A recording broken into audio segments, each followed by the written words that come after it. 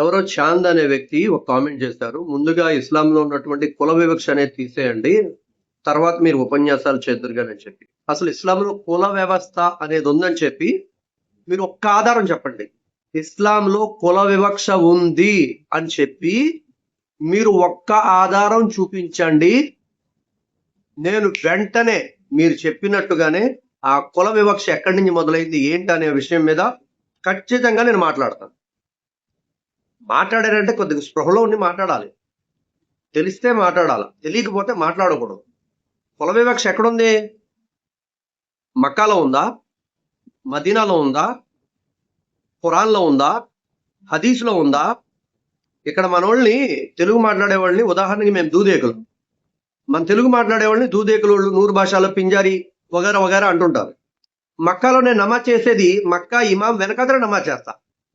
కుల వివక్ష ఉంటే గనక అక్కడ అరబ్బులను తప్ప వేరే వాళ్ళని రాకూడదు అని చెప్పి పెడుతురు కదా, బోర్డులు పెట్టాలి కదా, లేదు. అదేవిధంగా నేను మసీదులో ఇమాంగా పనిచేశా. ఒక దూదేకుల కమ్యూనిటీకి చెందిన వ్యక్తిని అయి ఉండి 18 సంవత్సరాలు మసీద్ ఇమాంగా పనిచేశా. మరి నా వెనకాతలందరూ కూడా నమాజులు చదివారు కదా. కుల వివక్ష ఉంటే నేను మసీద్ గురువుని అవ్వకూడదు కదా.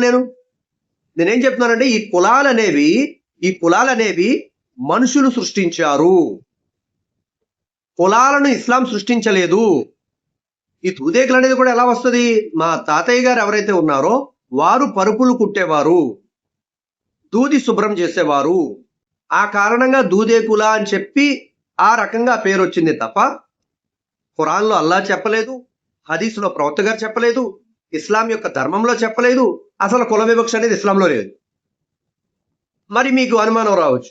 కొద్దిమంది అంటూ ఉంటారు ఏమని చెప్పేసి, ఏమండి కుల వివక్ష లేకపోతే మరి మమ్మల్ని ఎందుకు మసీదులో రాకూడదు అంటున్నారు, మమ్మల్ని ఎందుకు మసీదు దూరం పెడుతున్నారు అని చెప్పి అనొచ్చు. ఇక్కడ బాగా గుర్తుంచుకోండి, మనోళ్ళు ఏం తక్కువ వాళ్ళు కాదండి. మనోళ్ళు పేరుకే ముస్లింలుగా పేర్లు పెట్టుకుంటారు. చేసే పనుల్లో చాలా పనులు వరస్ట్ పనులు చేస్తుంటారు.